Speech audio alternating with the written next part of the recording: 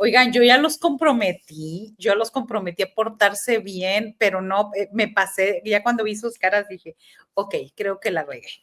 Arturo Rodríguez, muy buenas tardes, compañeros, los presento cada uno, reportero, columnista y director del Coahuilense, bienvenido. Buenas tardes, Martolo. Y hoy nos vamos a portar bien, porque si no, qué pena con las visitas. Así es, muy bien. Arnoldo Cuellar, periodista, director de PopLab, bienvenido, buenas tardes. Hola, ¿qué tal? Yo lo que espero es que sea Diana la que ponga el desorden. Bienvenida aquí. Gracias, Arturo, un gusto.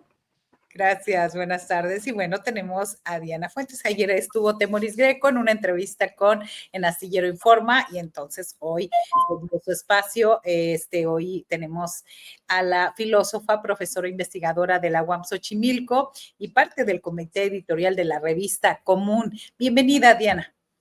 Muchísimas gracias. Yo no creo que yo ponga el desorden, porque a mí, ya que digan mesa de periodistas, ya me descoloca. Bien, bien. La mesa, vamos a dejar la mesa Montessori para ser concretos exactos en esta definición.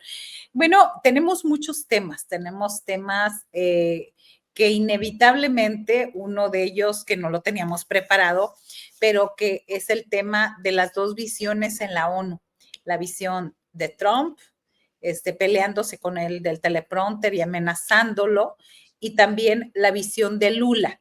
También Petro ha estado, bueno, esperamos un discurso fuerte, contundente, y en ese sentido, de hecho sí lo tenemos el tema, y en ese sentido es el posicionamiento que ha tenido México, no solamente en este evento de la ONU, no solamente en esta reunión, sino en el tema que está causando pues posturas más firmes de algunos países, como es el de Palestina. Arturo Rodríguez. Pues muchas informaciones en el contexto internacional. De repente ya las redes sociales se plagan de internacionalistas. Y hay posturas que yo creo que atienden a una condición humanitaria, ¿no? Que es pues lo que ocurre en Palestina. Creo que pocos jefes de Estado, particularmente en esta parte del hemisferio, se animarían a hablar de un genocidio, y sin embargo creo que es lo que está ocurriendo en esa parte del orbe. Creo que las condiciones en las que ayer salió la presidenta Sheinbaum, lo explicaba yo creo que de una manera muy atinada Julio en su columna de hoy, parece ser pues no lo suficientemente contundentes para un sector de las izquierdas y también para un sector que sin ser necesariamente de izquierda está aterrorizado con lo que llega a informarse desde Palestina, pero también que ocurre en un contexto internacional convulso con un presidente estadounidense que ya lo planteabas, ha tenido una postura por demás hostil, sobre todo en materia económica, y con pues un efecto natural en un estado en un país como el nuestro, en el que los intereses económicos, no solo estadounidenses, sino también de inversionistas israelíes, pues hacen limitada o limitan las posturas que pueden plantearse por el Estado mexicano. Con todo y eso, me parece que la presidenta Sheinbaum salvó ayer un poco el prestigio de la política exterior mexicana, y considero que lo hace, como ya lo advertía Julio, bajo un pues contexto difícil. Me parece que esa es pues la postura que tiene la posibilidad de fijar, y que a veces las presiones que se pueden recibir pues obligan a una cierta moderación, que creo que es el caso. Gracias, Arturo Rodríguez. Arnoldo Cuellar, hay quienes señalan que México tiene que seguir conservando esta misma posición de neutralidad, no ser tan firme, porque eso lo pone en riesgo con los Estados Unidos. ¿Cuál es tu comentario? Pues no nos ha ido nada bien portándonos anuentes con muchas de las cuestiones que ha planteado el presidente Trump. Hay un tema histórico de la diplomacia mexicana que yo creo que ha estado faltando en este gobierno y también me parece que en el de López Obrador. Me parece además que hay una realineación global y que esta ofensiva de Trump, aunque sea nuestro vecino en la frontera y tenga muchas maneras de tomar represalias y de presionarnos, no tendría que ser el único parámetro a tomar en cuenta porque la apuesta de países como México, que hoy se unen otros muchos que antes eran potencias, los europeos, etcétera, es regresar a un mundo multipolar y no unipolar o bipolar. Y en ese sentido creo que habría que tomarse más riesgos. Ya hubo este tímido tema que definió la presidenta ayer de llamar genocidio a lo que está ocurriendo en Gaza, pero se ve lejos todavía que se llegue a una determinación como ruptura de relaciones o como algún otro tipo de reconocimiento del Estado palestino en términos formales, porque creo que estamos entre azul y medias noches y buenas noches todavía. No me gusta a mí que un gobierno de izquierda tenga estas oscilaciones, ¿no? O más que oscilaciones, estar cargado de un solo lado, o un gobierno popular, o un gobierno que no es parte, que critica tanto el orden neoliberal y colonialista, ¿no? Entonces, entiendo también los 1000 factores que debe estar ponderando el gobierno de Claudia Sheinbaum. No es muy sencillo desde ver los toros desde la barrera y plantear qué es lo éticamente deseable. Pero sí siento que podría ser un poco más imaginativo este gobierno en tener una postura, ¿no? Y esto no quiere decir quedar bien con todos, con algunos sin duda se va a tener que quedar mal, ¿no? Y ojalá sea con los que todos pensamos que hay que quedar mal porque es lo que históricamente corresponde. Gracias, Arnoldo Cuellar.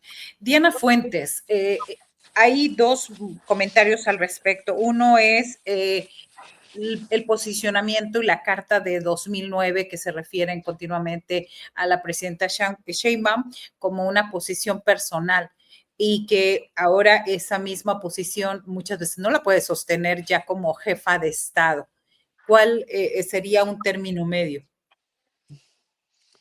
Bueno, yo creo que justo el tema es que no ha habido un término medio nada sencillo. Yo sí creo que ella, en lo personal, su postura política, su propia trayectoria valida que la idea de que ella, pues claro que está en contra del genocidio y que ha estado en contra de la ocupación de Palestina, pero por supuesto que en este contexto, digamos que su postura política no es la que realmente puede ser de interés internacional, sino su postura como jefa del Estado mexicano. Yo creo que lo que estamos viendo y la decisión que habrán tomado, ¿no? Adentro de Palacio Nacional para que ella finalmente pronunciara la palabra genocidio, tiene que ver con un cambio de correlación de fuerzas también internacional, ¿no?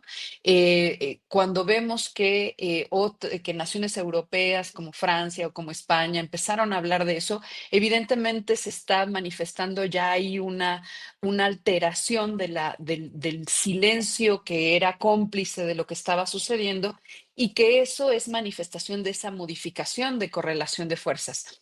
Claro, es muy siniestro porque en tanto eso va cambiando, miles y miles de personas mueren por hambre o por los ataques directos en Gaza.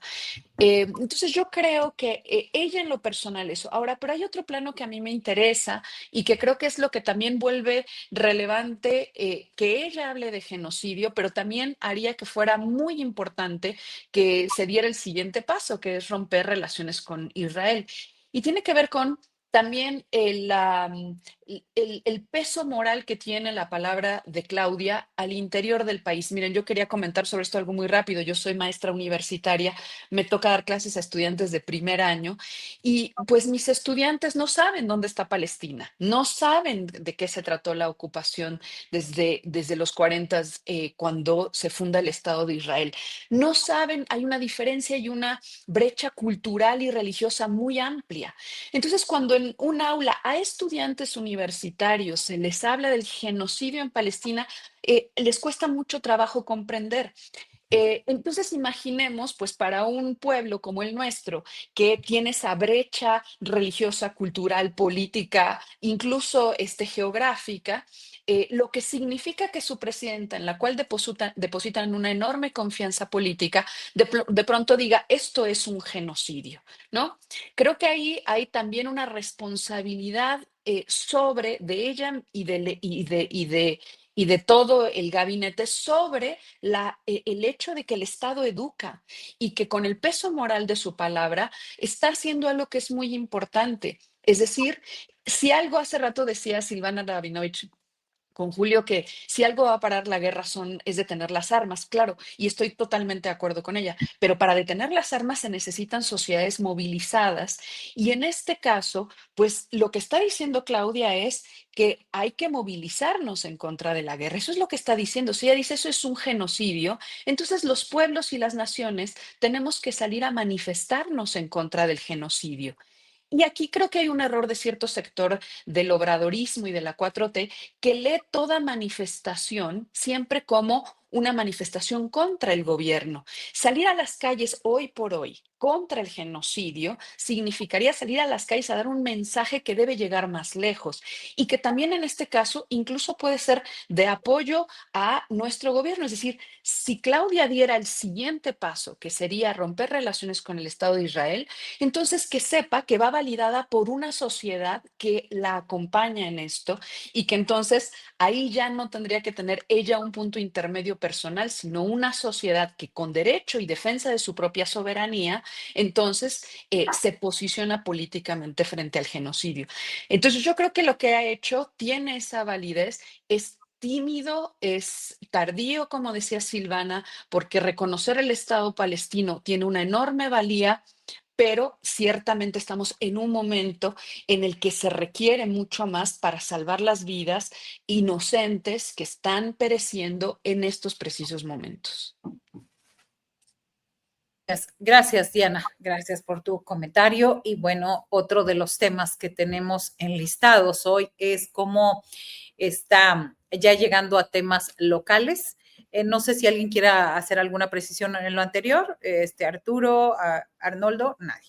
Bien, nos vamos a temas locales. Ha habido últimamente muchos comentarios en Radio Pasillo del Senado y de las cámaras de esta rebelión en contra de Adán Augusto López Hernández, el líder de Morena en el Senado. Y también, sobre todo, eso coincide con la llegada de Hernán Bermúdez Requena, el líder de la Barredora, hoy en audiencia, lleva más de 3 horas a la hora que entramos al noticiero, y donde el gobierno de Tabasco ha reiterado, el fiscal de Tabasco ha reiterado las acusaciones contra él. ¿Cuál es el significado político? ¿Qué sigue para Adán Augusto en todo este contexto?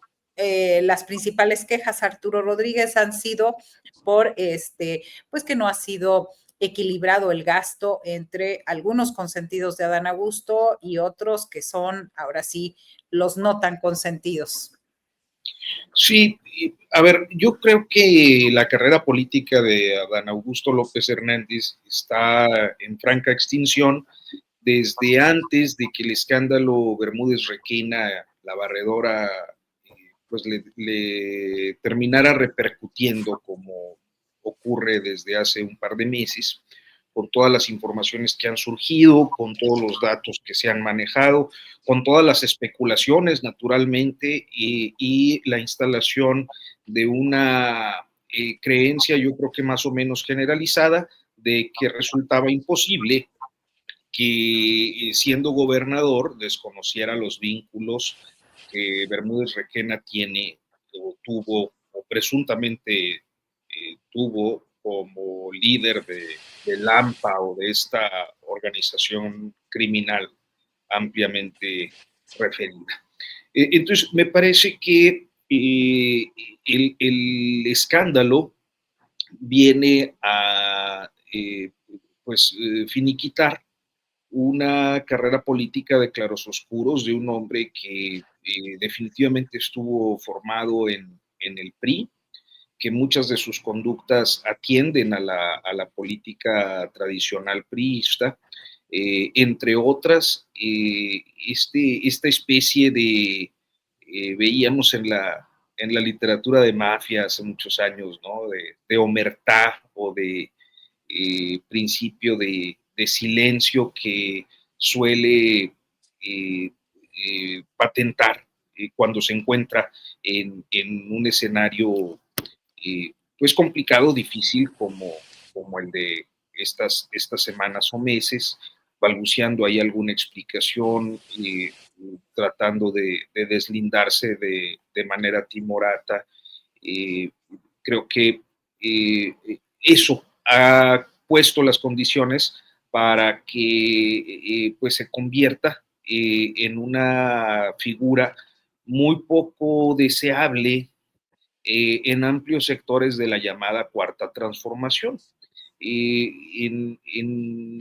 ya de por sí, decía yo, desde aquel proceso de las llamadas corcholatas, la actitud que asumió de ausencia en los actos de unidad para cerrar filas en torno a Claudia Sheinbaum, yo creo que le ganó pues diferentes enemistades, y que si bien las negociaciones para ese cierre de filas implicaron su designación como líder parlamentario de Morena en el Senado, hoy pues se encuentra francamente pues en una posición en la que precisamente la política tradicional obligaría a un retiro de esa coordinación en aras de cuidar el movimiento que reivindica, que es del López Obradorismo, o de, si se quiere, el segundo piso de la transformación. Entonces me parece que el hecho de que haya una rebelión o una serie de inconformidades que, si bien pueden tener motivaciones diversas, inclusive por un favoritismo o por conductas que pudieran haber lesionado la dignidad o la sensibilidad política de algunos senadores morenistas, esto no puede desligarse de un contexto, y el contexto es que estamos hablando de una figura que está en crisis, que no ha respondido suficientemente, sobre el que pues espera surjan más informaciones a partir de estas declaraciones y proceso que se siga Bermúdez Requena, y que en última instancia pues mantenerse ahí, mantenerse en el Senado, pues es mantener un fuero que le permita hacer frente a un embate posterior. Gracias, Arturo. Arnoldo Cuellar, ¿qué sería lo más prudente para este momento para el senador Adán Augusto López Hernández? Viendo todo lo que involucra el tema de la corrupción, el tema del huachicol, que es el más fuerte que tiene ahorita, que enfrenta Morena. Antes de entrar en Honduras, déjame mandar un saludo a María Dolores Martínez, que siempre es muy gentil y manda muy buenas vibras, y yo groseramente no le contesto, así que saludos. Muy bien. Bueno, pues a ver, no puede haber el planteamiento de pedir prudencia a un imprudente, ¿no? Adán Augusto López es producto de este círculo cercano histórico de Andrés Manuel López Obrador, y eso lo llevó a posiciones políticas prominentes. No lo llevaron ni su capacidad, ni su ascendiente, ni su trabajo político, ni en Tabasco, y por supuesto ni en el país. O sea, es uno de los grandes pasivos del movimiento López Obradorista, de la Cuarta Transformación. Es un personaje que, cuando se le abrió la oportunidad, también de forma indebida, de forma inmerecida, para participar en la contienda presidencial interna de Morena, lo único que hizo fue gastar cantidades enormes de dinero en espectaculares, porque no tenía otra manera de intentar conectar o siquiera llegar a tener alguna posibilidad ahí. siempre jugó con el tema del dedazo, de que una decisión de López Obrador lo podía poner ahí, incluso por encima de la historia política de personas como Claudia Sheinbaum, del propio Ebrard, ¿no? Que con todo y su historial y su paso por el PRI, etcétera, es un político más cuajado. Entonces yo creo que Adán Augusto está sobrando en el Senado desde el principio, desde el mismísimo momento en que se le otorgó esa posición como premio de consolación y como forma de un equilibrio artificial, porque yo no me imagino a Adán Augusto rompiendo con Morena y causándole un grave daño. Creo que eso hubiera sido algo muy prudente en su momento, porque ya no estarían lidiando con esta carga que les representa el fenómeno de corrupción y corrupción ligada a crimen organizado en Tabasco. Entonces, ¿qué te puedo decir? Hubiese sido prudente que renunciara hace aproximadamente varios meses. Ahorita lo que haga ya no va en desdoro de él o en afectación de él, sino de pues la gestión política de este segundo piso de la Cuarta Transformación, la posibilidad de que tengan legitimidad los debates en el Senado, la agenda legislativa que está planteando la presidenta Sheinbaum, la propia agenda legislativa del Senado, todo está metiendo un gran ruido, ¿no? No es absolutamente menor el tema de cómo esto nos revela que el movimiento por encima del gobierno es un gravísimo problema democrático, porque no puede haber una impunidad solo porque se es parte de un movimiento y esto permita, más allá de los fueros parlamentarios, pasar por encima de consideraciones de todo tipo legales, normativas y éticas, ¿no?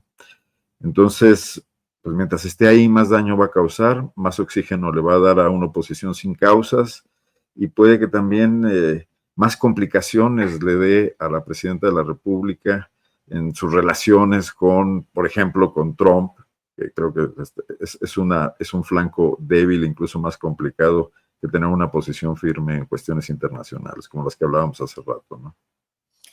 Gracias, Arnoldo. Y hablando de algunos chistes para que romper esta solemnidad y esta seriedad de la mesa. Tú tienes la culpa, desde el principio nos marcaste. No. Como el maestro que desde el inicio te dice lo que no debes hacer. A ver, estas son las reglas. Oigan, no, ahí viene pues el momento cómico. Vamos a producción a ver lo que nos dice aquí un personaje de la política nacional, Alito Moreno. Alito Moreno nos viene a presumir hace unos minutos que denunció ante el FBI, la DEA, yo creo que él ha de ser gringo, ¿no? Dice al coordinador de los senadores de Morena, Adán Augusto, por sus evidentes vínculos con el crimen organizado y su participación en el huachicol, contrabando y lavado de dinero. Y ahí viene ya en inglés y todo, nomás falta que diga que estaba por allá. Pero bueno, ahí está esta declaración. Diana Fuentes, ayer fue el Partido Acción Nacional con otra pues denuncia también en contra de Adán Augusto. ¿Qué sería lo prudente en estos momentos? Yo creo que sí, que bueno, de una parte que son recursos muy efectistas, ¿no? Lo que se busca con esto es, pues, tener un cierto rédito político que vaya golpeando esos puntos que ciertamente se presentan como los más débiles de la presunta unidad que representa la 4T, sus senadores, sus diputados y la autoridad moral que respalda su gobierno. Entonces, pensaba pues en esta declaración de esta exdiputada del PAN, que fue la que habló de que presentó, de que ya estaba buscando el juicio político contra Adán Augusto, y me preguntaba algo muy elemental, pues, es decir, ¿cuántos juicios políticos han prosperado en los últimos años, no?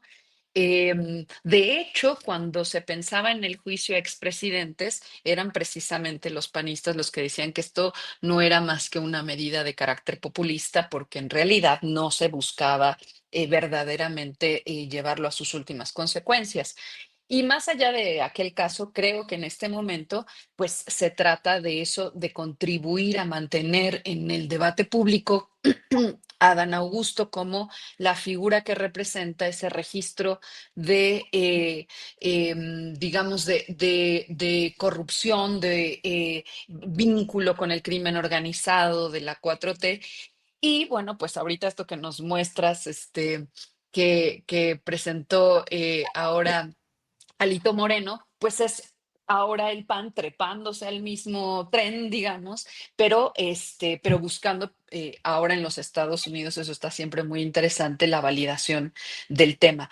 Creo que el verdadero asunto es cómo se resuelve esto hacia adentro, ¿no? Falta escuchar en realidad a otros senadores, a otros diputados de Morena que tengan una posición al respecto. Pareciera que todos estos asuntos se resuelven de manera doméstica y siempre hacia el interior, intentando no mostrar fracturas políticas. Y creo que eso lo único que va generando es una enorme desazón.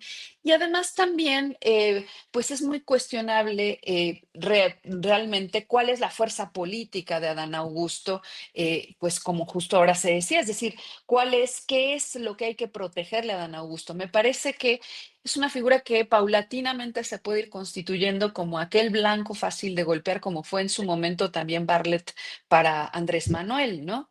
Es decir, que ya era el nombre, la figura, la que representaba esto. Entonces, creo que ahí hay además un cuestionamiento que sería muy importante sobre el propio Adán Augusto en realidad ha sido también, ahora en este contexto, muy tibio y no se ha visto con toda claridad que tomara la decisión política él mismo de retirarse y decir, bueno, si no tengo ningún vínculo, procede lo siguiente.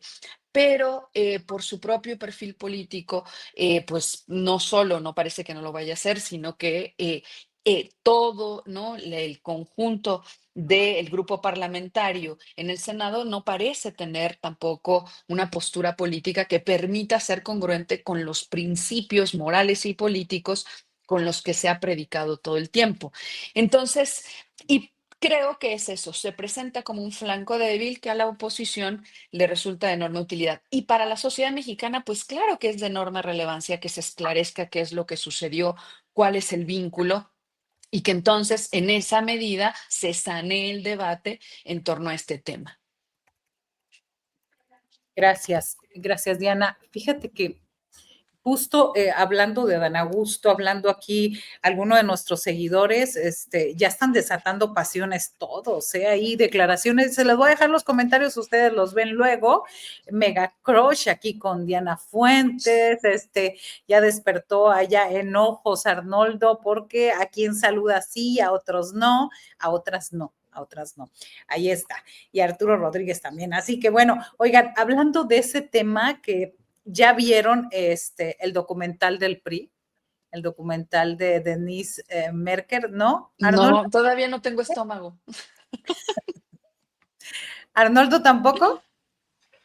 Pues a mí sí me interesa porque son tiempos que a mí me tocaron de cerca y del derrumbe ese en tiempo real, entonces quiero ver qué tipo de trabajo hizo y bueno, escuchar a Salinas decir barbaridades otra vez, puede que en algún momento lo vea, no lo he hecho. Okay. Pero no, todavía no, pues apenas salió ayer, ¿no? De hecho, Primer apenas capítulo. Sí. todavía no tengo estómago. Arturo, ¿tú ya tienes fecha, palomitas y reservación ahí para verlo? No, no particularmente, no. Sí lo vas a ver, Arturo, no me digas que no. No, hay que verlo, o sea, de que lo tenemos que ver, hay que juntar, hay que energía. Lo que sí me molesta es que te lo cobren, que nomás te den el primer capítulo y te quieran enganchar. Voy a ver quién lo saca. Como el PRI. Justo. A ver quién lo hace pirata. No, pues mira, yo la verdad es que, pues bueno, no sé, supongo que hubo por ahí voces que señalaban un cierto oportunismo, ¿no? Este planteamiento crítico. Yo creo que es un registro histórico. Hay algunos amigos, amigas que participaron en el trabajo y bueno, pues será cuestión de ir aquilatando las críticas que aquellos que lo vean y que para mí sean referente hagan y entonces decidiré si lo veo.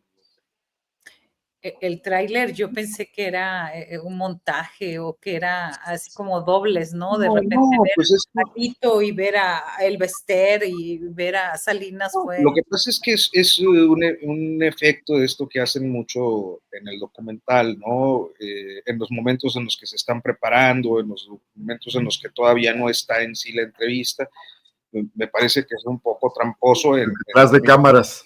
sí, en términos Pero a ver, periodísticos me parecería un poco tramposillo, pero pues bueno, creo que los documentalistas en este caso y en otros se dan ciertas libertades. pero entrando un poco en los terrenos de mi admirada Diana Fuentes, creo que es un ejercicio hermenéutico, porque no importa, nadie va a decir la verdad ahí, pero hay que ver qué mentiras inventan y cómo y por qué, es muy revelador. Exacto, la clave estará en los silencios. Sí, en las ¿Qué es lo que preguntas. exacto, qué no dicen, qué callan, qué cosas sabemos, que ellos saben, pero que no dijeron? O ¿Qué cómo lo mentiras dijeron, o repiten? cómo reconstruyeron lo que pasó y lo dijeron de otra manera en el pasado, ¿no? Bien, bueno, pues estaremos, Un yo dije, palincesto. empiezo el desorden, dije un poquito eso. Y hablando de Oye, pero yo antes que nadie, para no interrumpir, como locutor de mi pueblo, quiero mandar saludos a todas las que me están saludando y reclamando, a Liliana, a Beatriz. Yo justo iba a hacer un acto de justicia con Viridiana Jaramillo, con Andrea Santana, a ver quién más veo por acá. Porque sí, pues es que fuiste selección Norma Angélica Salinas, que siempre están por acá en el programa y hubo ahí un acto de favoritismo de Arnoldo que sí, yo creo, es que luego, y Dígame. luego dicen, no se ven los comentarios, es que son muchísimos de repente, y bueno, o atendemos acá. Pero hablando de estos Pero temas, también hay un club de fans de Diana, aquí está. sí, hay club de fans de Diana, y ahí por ahí hubo declaraciones así como muy fuertes. Gabriela Viña pide que le manden saludos ya. Ahí Ya, está Gabriela, saludos. de parte de toda la mesa. Y bueno, hablando de este tema, Delfina Gómez presenta su segundo informe. ¿Qué tanto percibes, Arturo Rodríguez, que ha cambiado el Estado de México desde antes con el prismo, ahora con Morena? ¿Qué tanto se han acercado o se han distanciado? pues no conozco particularmente las condiciones en las que actualmente están sucediendo las cosas en el Estado de México. Creo que el Estado de México mantuvo una forma de hacer política como en todo el país, pero yo creo que llevada a un grado superlativo, fundada en el clientelismo, en muy buena medida en la corrupción, en esquemas de corrupción que facilitaban una serie de jugadas y de movimientos políticos que pues nos llevaron a que esto que se dio en llamar históricamente como el Grupo Atlacomulco se considerara un referente de lo que pues de lo que había que construir para avanzar a un nuevo estadio democrático en este país. Y me parece que desterrar estas formas de hacer política y de gobernar no debe ser una tarea sencilla para Delfina Gómez ni para nadie, ¿no?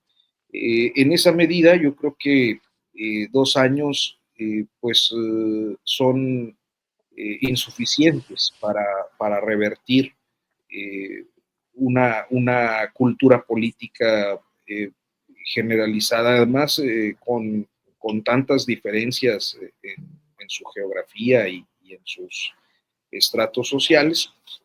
Y lo que sí podría añadir es que, pues, pese a la cercanía con la Ciudad de México, pareciera que no hay pues, una conducta particularmente llamativa o una forma de hacer gobierno particularmente llamativa que pues, nos haya sorprendido a nivel nacional. Creo que pues, ha sido un gobierno discreto, prudente, con algunos operadores de vieja escuela, eh, y con otros quizás no tanto, pero me parece que sería temprano pensar en hacer una valoración, dadas las condiciones del desenvolvimiento histórico de la vida pública. Gracias, Arturo Rodríguez. Arnoldo Cuellar, 2 años para definir un gobierno. Dicen que es poco tiempo para poner fin a la corrupción. Los datos que señalan es que 1.900.000 mexiquenses han salido de la pobreza y se han reducido las carencias sociales. Eso dicen algunos por el Estado de México. ¿Cuál es tu percepción? Bueno, este es el segundo piso de la cuarta transformación en el Estado de México, porque el primero fue Alfredo del Mazo, que hay que recordar que fue muy colaborativo con el gobierno del presidente López Obrador. Eh, yo, yo pensaría que por lo menos una cuestión radical sí debería estar ocurriendo, y es el hecho de haber sustituido a la clase política más rapiñosa de este país, ¿no? Que es el Estado de México con sus políticos priistas y su grupo Atlacomulco. Si mínimamente ya se frenó el dren permanente desde los programas y las arcas públicas hacia los bolsillos privados, sería importante que se supiera, que se notara ahí una diferencia. Otra cosa es la gobernanza, la capacidad que desde las instituciones públicas se logre impactar en la transformación de la realidad, aunque sea incipientemente, que se vea un cambio en el estilo, la forma y la eficacia para hacer cosas. Ahí creo que sí es más complicado y creo que ahí se requiere más tiempo, pero de cualquier manera 2 años son suficientes para saber si se está basando en ese terreno o si simplemente se están ocupando oficinas públicas sin ánimo de cambiar. Yo no estoy en el Estado de México, veo muchos comentarios en el chat que dicen que el gobierno está peor que antes.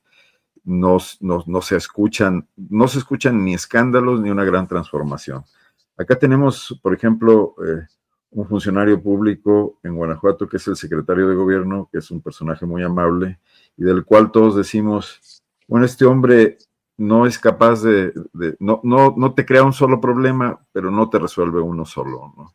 Y podría ser lo que está pasando en el caso de Delfina. No está generando los grandes escándalos que puede haber en Sinaloa, que puede haber en otros lugares, incluso en Veracruz con Rocío Nale, pero tampoco está avanzando en otro terreno. Lo digo desde la distancia y con la prudencia. No quisiera tampoco hablar sin tener elementos, ¿no? Hablar de más. Gracias, Arnoldo. Y ahora sí que la maestra Diana Fuentes es la más cercana allá al Estado de México. Recuerdo aquel escándalo donde le pedían en la campaña que no hubo mucha investigación acerca del diezmo de los trabajadores para la campaña de la maestra Delfina Gómez, que no llegó a nada. Lo más recordado también es el homenaje que le hizo al papá de Alfredo del Mazo. ¿Qué le cuentan sus alumnos, maestra? ¿Qué le dicen usted que está más cerquita de todos nosotros de Coahuila, Tamaulipas, Guanajuato? Bueno, sigo estando lejos porque yo estoy acá al sur de la ciudad y aunque sí nos llegan acá a la UAM Xochimilco estudiantes desde el Estado de México, bueno, pues son los menos. Pero lo cierto es que sí, claro, es decir, la vida cotidiana, la vida de la gran megalópolis, pues nos hermana profundamente con lo que sucede en el Estado de México. Y una de las cuestiones que todos, que a la vista de todos es relevante, es lo que ya mencionaban también, la profunda desigualdad de ese estado, ¿no? Es un estado en el que se vuelve algo visible, ¿no? Algo que está ahí en el panorama, el profundo abandono de las clases populares de manera histórica y los grandes grupos de poder económico y político en algunos municipios altamente concentrados, ¿no? Y creo que aquí también no quiero aventurar, ¿no? Un juicio tampoco equívoco, pero creo que Delfina Gómez también gozó de una enorme confianza de Andrés Manuel, que fue palpable cuando también la nombró secretaria de Educación Pública. Y después, ¿no? Que salió de ahí para hacerse candidata, para contender por la gobernatura del Estado de México. Sin embargo, la impresión que me produce es que tanto en ese primer puesto como funcionaria y ahora en la gobernatura, en realidad ella no tiene un perfil que permita visibilizar cuál es la estrategia política a seguir, ¿no? Y entonces me parece que el Estado de México desafortunadamente concentra, no solo concentraba al grupo Atlacomulco, sino que en su constitución política e institucional sigue siendo profundamente priista. Y aquí sí no basta barrer las escaleras de arriba hacia abajo porque los ladrillos los pegaron así, ¿no? Este, y entonces hay relaciones institucionales, pienso en algo que conozco un poco más, que es, por ejemplo, y que siempre me parece que es un filtro interesante, es la relación que tienen los gobernadores con sus universidades, ¿no? Y ahí uno puede saber hasta dónde están infiltrados realmente, hasta dónde hay vida democrática, hasta dónde utilizan instituciones tan relevantes como son las de educación superior del Estado para visibilizarse a sí mismos, para colocar a sus cuates, o para, como sabemos, incluso utilizar los recursos del erario público. Pero creo que, y en el caso del Estado de México, lo que sigue sucediendo es que en ese micromundo, ¿no? En eso que constituye la vida institucional en los niveles más bajos, como pasa en muchos otros lugares del país, por supuesto, sigue habiendo lógicas profundamente priistas que están muy arraigadas. Ese clientelismo, ¿no? Del que hablaba Arturo, me parece que es algo que particularmente en estados como este, son muy difíciles de erradicar porque presupone que no solo se cambia al grupo político, ¿no? Que está en el gobierno, sino que pasa por un montón de funcionarios, pasa por un montón de gestiones de los recursos y por tantos otros asuntos. Y además de eso, pues que la fuerza económica de eso que en su momento fue la familia revolucionaria o el prismo mexiquense, pues sigue estando ahí, siguen teniendo un importante poder económico y supongo que también eso debe ser complejo de gestionarse a la hora de establecer pues acuerdos de carácter comercial, de plantear políticas públicas y un montón de cosas que tienen que llegar hasta el plano más bajo. Entonces yo creo que el Estado de México quizá representa uno de los mayores retos para la 4T en términos de la erradicación efectiva de la cultura política del priismo y con Delfina, digamos, lo que ahora pareciera ser una ausencia, cuando menos en términos visibles, es cuál es la ruta trazada y cómo eso está además en concordancia con lo que se está haciendo con el gobierno federal y además también el vínculo que debe existir con la Ciudad de México, que eso también es muy importante, que en la zona conurbana y todo esto implica un montón de cosas que pasan por los dos gobiernos y eso desafortunadamente no lo estamos escuchando, ¿no? Gracias, Diana. Gracias por esto. Importante estar atentos a esto. Uno de los temas que tenemos también hoy es esta situación que pasó en el CCH Sur. Ayer lo dimos a conocer aquí en el noticiero, cómo al mediodía se desató el caos dentro del CCH Sur porque pues entró un alumno y hirió con un arma blanca a otro y bueno, se atravesó un trabajador de limpieza quien también resultó lesionado. Ya hoy precisamente la presidenta Claudia Sheinbaum habló al respecto. Vamos a ver primero lo que comentó para abordar este tema. No parece que haya habido una riña, sino más bien fue un ataque directo del otro estudiante. Estamos esperando las investigaciones. Pedí a la Secretaría de Gobernación que se acercara a la familia y pues cooperar con la Universidad Nacional Autónoma de México en lo que determine que podamos ayudar. Hay que ver en particular el caso, más allá de colocarlo en una situación de violencia generalizada, hay que analizar en particular el caso, por qué se dio, cuál era la condición de este estudiante que agrede para poder pues hablar un poco de la situación en las escuelas.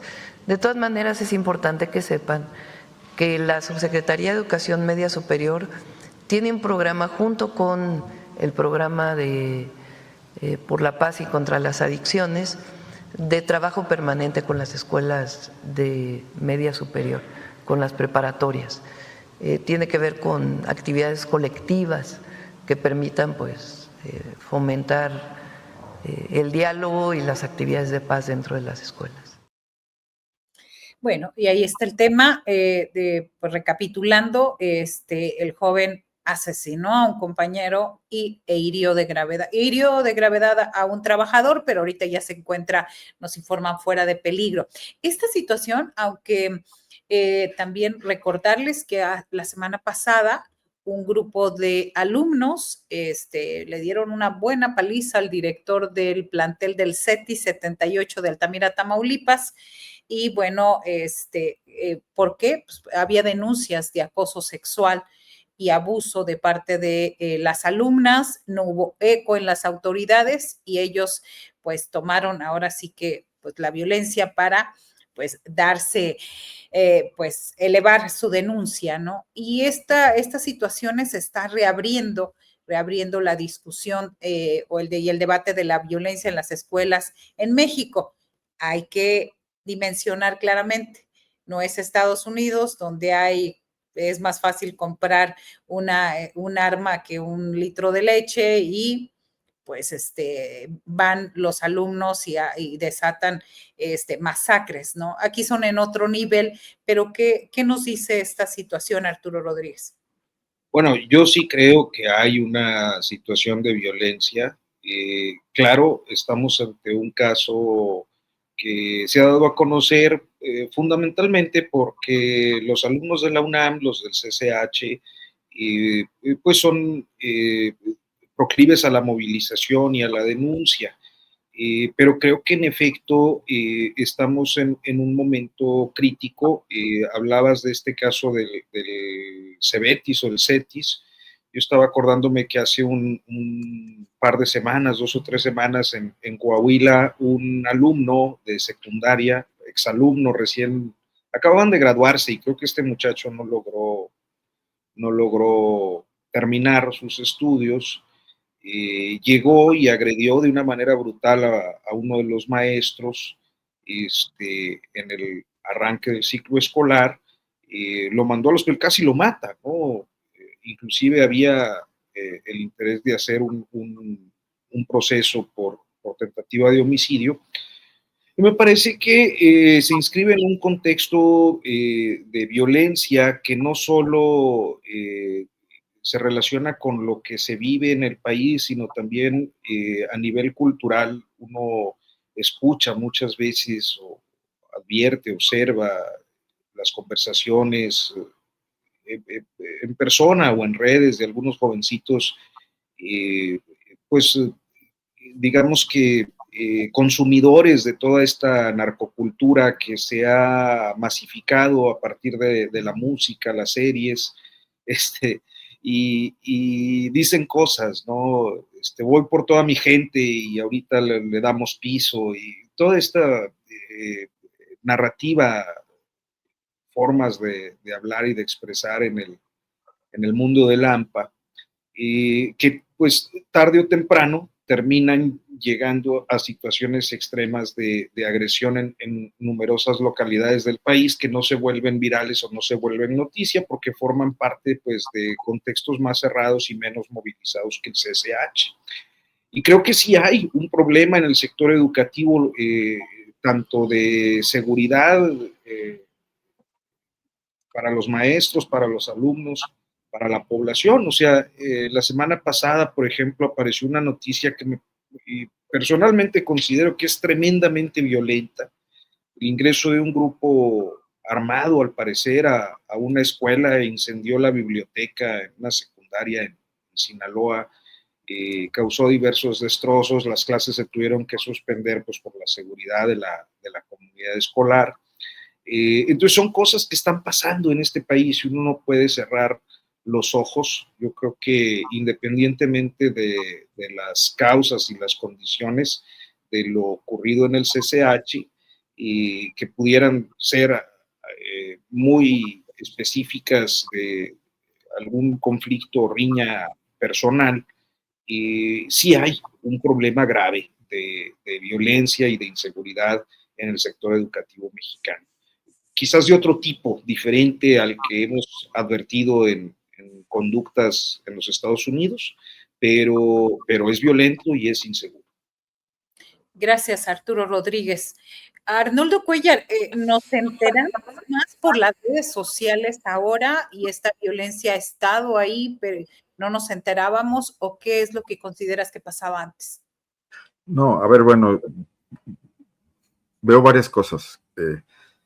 Vivimos en un entorno de violencia, o sea, el grado de violencia en nuestra sociedad es enorme. O sea, que no querramos verla de pronto, pero bueno, Tamaulipas, Guanajuato, Sinaloa, etcétera, Martorell, imagino que muchas, Guerrero, etcétera, viven bajo ese esquema constante y un estrés constante. Los jóvenes ya no salen a divertirse como antes, no tan tranquilamente, hay más riesgos, etcétera.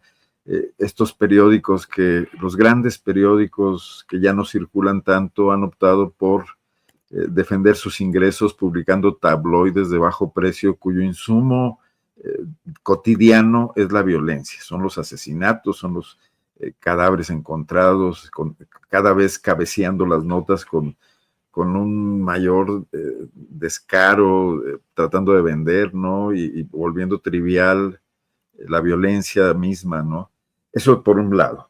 Por otro lado, tenemos una enorme frustración de las jóvenes generaciones que no importa acudir a una universidad, ser un estudiante brillante, obtener buenas calificaciones y habilidades y luego salir a un mercado laboral que no los valora y que les va a pagar lo mismo que casi una beca del bienestar, ¿no? Y como un tercer elemento, no último, porque me imagino que hay más, algunos que incluso yo pueda no estar viendo, la insuficiencia institucional. Las instituciones públicas cada vez más quebradas, más copadas por burócratas a los que les interesa mantener sus privilegios, sus buenos sueldos, heredar los puestos, seguir controlando políticamente. Y en las universidades particularmente tenemos este fenómeno. Hoy hay problemas en la Universidad de Guadalajara, hay manifestaciones por la crisis de representación de la Federación Estudiantil Institucional, que no representa los nuevos requerimientos, fenómenos, demandas, reclamos de los estudiantes. Hay crisis en la Universidad Autónoma del Estado de México por un proceso de sucesión, también con una intención de manipulación que finalmente no logró prosperar, aunque entiendo por lo que he leído que la rectora que quedó también está confrontando este escenario de crisis con paros en diversas escuelas. En Guanajuato, por ejemplo, tenemos la construcción incipiente de un cacicazgo. El rector anterior, Luis Felipe Guerrero Agripino, manipula el proceso de selección para dejar a una economista que es una excelente académica, pero que no puede hacer nada porque está rodeada por los funcionarios del anterior rector. Esta misma semana, hace unos días, estuvimos aquí en un escándalo mediático porque cancelaron una exposición por petición del arzobispo, porque estaba empleando símbolos religiosos intervenidos que a ellos les parecían que no iban con su sentido, etcétera, ya saben, que atentaba contra los valores cristianos, ¿no? Y la rectora, en menos de 5 minutos, decidió cancelar esta exhibición artística, ¿no? Entonces, ¿dónde están estas instituciones? ¿Cómo pueden entender lo que le está pasando a los jóvenes si viven en otro entorno, ¿no?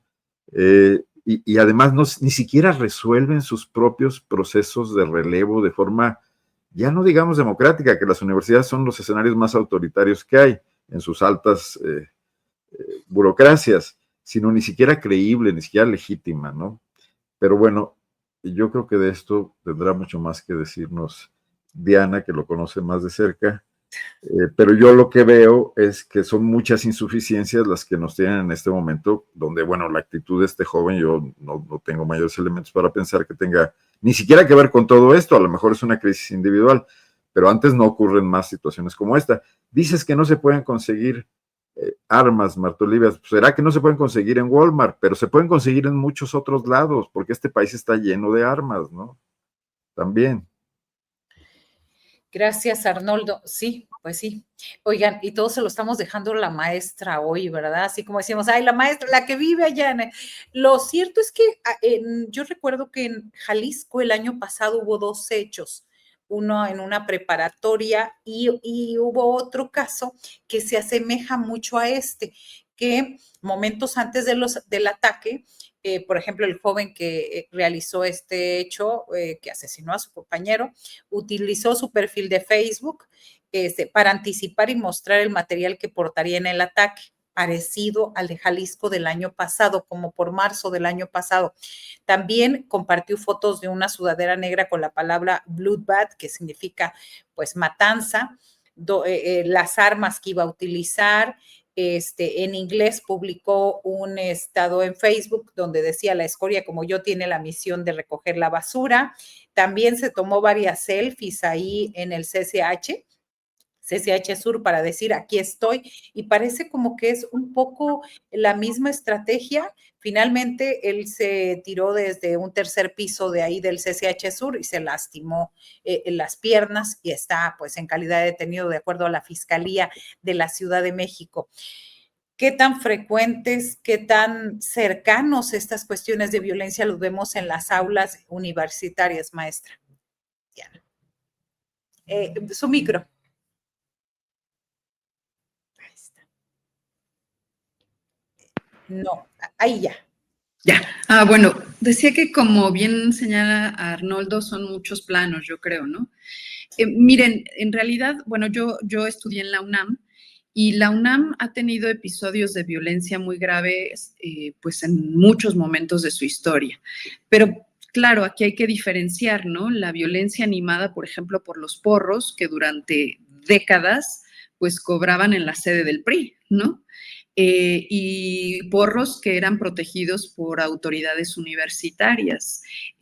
No estoy hablando de la década de los 70, sino ya en los 90, en los 2000, hay grupos porriles históricos a los que los estudiantes del CCH Vallejo, del CCH Naucalpan, les tienen miedo. Hace también no mucho tiempo, ahora no encontraba la fecha, un estudiante falleció del CCH Naucalpan, si no mal recuerdo, Vallejo, sí fue Vallejo, porque fue perseguido por los porros y cayó de un puente y como consecuencia de eso falleció. Entonces, la UNAM ha tenido muchos episodios de violencia en su interior, pero todos estos son rápidamente acallados porque cuando se trataba de los grupos porriles, todavía cuando venían recursos directamente de la federación o del gobierno o de algún partido político, pues evidentemente no convenía que esto se supiera, ¿no? Ahora, creo que también hay, en el caso específico de la UNAM, un profundo abandono de su bachillerato. Me refiero, la UNAM tiene 9 preparatorias, 5 CCHs, una población de bachilleres muy amplia. Es una de las opciones más anheladas por los estudiantes en edad de entrar a la prepa. Ingresar a alguna de estas escuelas son las de más alta demanda. Y contra eso hay un sector, sí, muy conservador en la UNAM, que ve como un lastre su bachillerato y que si por ellos fuera, pues se desprenderían de él y se concentrarían solo en las licenciaturas y en los centros de investigación e institutos, ¿no?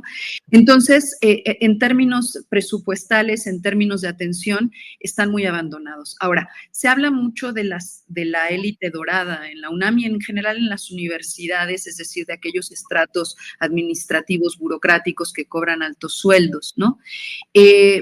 Y eso es, creo que, un asunto de enorme relevancia que ciertamente vuelve la vida interna muy antidemocrática. Pero además de eso, sumaría otro elemento que me parece que es fundamental, y es el escaso espacio que se da en el caso específico de la UNAM y se hace extensivo a otras instituciones a la escucha a las problemáticas de las y los jóvenes. Podríamos pensar que este es un caso aislado, ¿no? De un joven que tiene, pues a lo mejor ahí una historia personal que llevó a este extremo de violencia. Pero lo cierto es que en realidad se hace poco en la universidad y en las instituciones de educación superior por escuchar qué es lo que los jóvenes tienen que decir sobre las problemáticas que les atraviesan y cuáles son las soluciones que pueden dar, ¿no? Aquí en la UAM Xochimilco tuvimos hace unos meses también un evento de unos asaltantes que entraron a la universidad, porque las universidades son autónomas, son de puertas abiertas, entonces cualquiera puede entrar, y entonces entró aquí y agredió a un estudiante de manera muy violenta. Entonces, ¿cuál es una de las salidas que se puede dar esto? Escuchar a los estudiantes. Los estudiantes dieron propuestas de cómo regular la seguridad interna, qué cosas hacer, cuáles son las problemáticas que les atraviesan. Y creo que nuestras instituciones de educación superior ahora sí en lo general, por ser muy antidemocráticas, ¿no? Está de suyo, pero además no quieren escuchar a las y los jóvenes, no quieren encontrarse de frente con las problemáticas que ellos tienen que decirnos, señalarnos, y para las cuales yo también confío plenamente que ellos tienen respuestas que a veces son mucho más audaces, mucho más interesantes, mucho más integrales de lo que a veces los adultos podemos ver o los que trabajamos en las instituciones de educación superior. Así que creo que ahí habría mucho, mucho que pensar a nivel nacional y a nivel de educación sobre los jóvenes y que nos hace falta ser democráticos escuchándoles también, ¿no? Claro, hay dos comentarios que tenemos aquí. Uno, dicen, en la UACM padecemos la violencia general por la coordinación y el consejo del plantel del Valle, y cuando acudimos a la Defensoría de la universidad no dan entrada a las quejas y recomiendan resolverlo con las autoridades que justamente ejercen abuso de poder contra los docentes. Eso va creando espacios de hostilidad preocupante. Y también señalan por acá que en el caso de la UAM Iztapalapa es frecuente que haya asaltos, por esto de que pueden entrar, asaltos contra estudiantes, hay propuestas de estudiantes, pero no pasa nada. Pues ahí está el tema, importante reflexionar, pensar, y ya llegamos al final de nuestra mesa, postrecito de un minutito y medio, aunque nos regañen. Arturo Rodríguez, adelante. Pues muy rápidamente estaba listado el asunto de Carlos Gurrola, el papayita, pero me parece que, bueno, el desenlace del asunto es que, por lo visto, se trató de un accidente, no de una agresión, compañero de trabajo o compañeros de trabajo. Parece que el asunto dio la posibilidad ha dado la posibilidad de discutir un tanto el mobbing laboral, el acoso, el hostigamiento que se da en muchos contextos, porque si algo llamaba la atención en las noticias respecto a este asunto era la gran cantidad de testimonios que se fueron acumulando de personas que pues se sintieron identificados con este caso. Pero hay otro asunto ahí en la comarca lagunera, aunque del lado de Durango, que me parece tremendamente grave. Una pareja, una mujer con su pareja, decidieron, sin dar conocimiento al padre biológico, pues someter a una niña de 14 años a una operación de aumento de busto. No sé si sea la forma correcta, pero creo que se entiende. De unos implantes de 14 años, y bueno, pues la niña murió durante el procedimiento. Este asunto creo que pues nos lleva a pensar, por una parte, pues en la condición de las regulaciones, y por otra, en lo que hay en la cabeza de las personas como para decidir una cosa así, que pues tenga un desenlace tan trágico. Creo que la pareja de esta señora pues era cirujano o es cirujano plástico, y pues decidieron someterla a un procedimiento que yo creo que ni por edad, en fin, me parece una historia que seguramente se estará viralizando en las próximas horas, y que pues sí, yo creo que nos lleva a ver aspectos que tienen que ver sí con la sociedad y también con la legislación y la política pública. Gracias, Arturo Rodríguez. Y bueno, solamente destacar el caso de Carlos Gurrola, de 47 años, que perdió la vida, el papayita que perdió la vida tras beber, sin saberlo, un líquido desengrasante que fue colocado en su botella de electrolitos. Esto ocurrió el 30 de agosto, estuvo internado en una clínica del IMSS durante casi 3 semanas y, bueno, a pesar de los esfuerzos de médicos, las quemaduras internas en órganos vitales resultaron irreversibles. Arnoldo Cuellar, tu postrecito. Rápidamente, nada más para invitarlos a una mesa que tengo hoy en la noche en mi canal de PopLab con el tema del PAN en Guanajuato. Me resulta interesante comentarlo a nivel nacional también, porque tuvieron elecciones este domingo para decidir nuevas direcciones municipales y consejeros nacionales y estatales, y se dieron una serie de confrontaciones en la mayor parte del estado. Candidatos únicos, un PAN que ya no debate, que ya no tiene democracia interna. Los pocos donde se dieron elecciones fueron agarrones muy fuertes de corrientes, apoyadas en algunos casos por los alcaldes, usando recursos públicos para ganar sus comités municipales, en un partido en franca descomposición que resulta interesante observarlo porque es ya uno de los últimos bastiones del PAN a nivel nacional. No están leyendo señales, no están viendo que tendrían que distinguirse de Morena, se quejan de que Morena es un partido con 1000 defectos y ellos están mostrando exactamente lo mismo. Son 35 años ya de ejercer el dominio político absoluto en Guanajuato y pues muestran también ese deterioro y desgaste.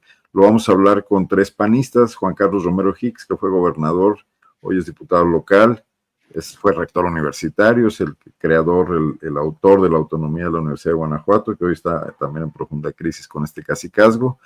Erandi Bermúdez, que fue senador y hoy es diputado local, y Alfredo Lin Altamirano, un histórico cuadro panista, vigente desde las épocas en que todavía gobernaba el PRI, en los años 80 en Guanajuato, y que ha seguido, bueno, pues ha seguido en la nómina gubernamental gracias a este control que hay en el PAN. Entonces los invito a quienes quieran saber un poco más de este fenómeno político en Guanajuato, a que a las 9 de la noche se conecten por las redes sociales de PopLab, en YouTube o en Facebook o en LinkedIn o en X. Gracias. Con esos invitados, mejor hubieras hecho un documental de competencia de niños. Sí, yo creo que me robaste el comentario. Cobrar por el... No, la información es un bien que debe ser gratuito. Así que están cordialmente invitados. Gracias, Arnoldo. Postrecito, Diana Fuentes.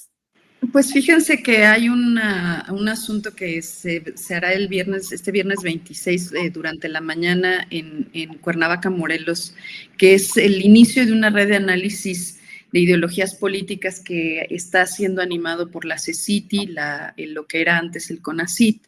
Y este primer encuentro tendrá como finalidad comenzar a tener una reflexión académica, intelectual, colectiva sobre las ultraderechas. Y me parece que es un esfuerzo muy importante porque es el momento de que empecemos a reflexionar cuáles son sus características, cómo se movilizan, qué es lo que están animando, cuál es el peso político que están teniendo. Entonces, creo que es algo que es importante señalar y digno de celebrarse que se esté haciendo este esfuerzo. Y por otra parte, pues yo creo que lo de enorme relevancia sigue siendo pues que no dejemos de hablar de Palestina, ¿no? Lo que yo vuelvo al tema con el que empezamos, celebro la declaración de la presidenta porque creo que tiene una función educativa muy importante, que ella misma ya nombre al genocidio como genocidio, pero al mismo tiempo creo que es de enorme centralidad que siga habiendo movilizaciones que demuestren que la sociedad mexicana está cobrando conciencia de su actuar político y de que este es el momento en el que es necesario que ejerzamos presión social que mande señales a la gran geopolítica que desafortunadamente se está librando en la región. Entonces, pues eso, que no dejemos de hablar de Palestina, que nos es tan culturalmente distante, territorialmente, es algo que probablemente no sentimos como propio y nos atemoriza. Hay a quien le atemoriza que los Estados Unidos, yo le llegué a leer, ¿no? Es que la presidenta no puede decir nada porque inmediatamente nos bombardearía a Estados Unidos. Yo creo que no hay elementos para sostener semejantes afirmaciones. No estoy diciendo que no pueda tener costos, por supuesto, políticos, pero nosotros como sociedad sí que podemos movilizarnos, sí que podemos hacer muchas cosas para mostrar que este genocidio debe parar. Entonces, pues muchas gracias por haber estado hoy en la mesa.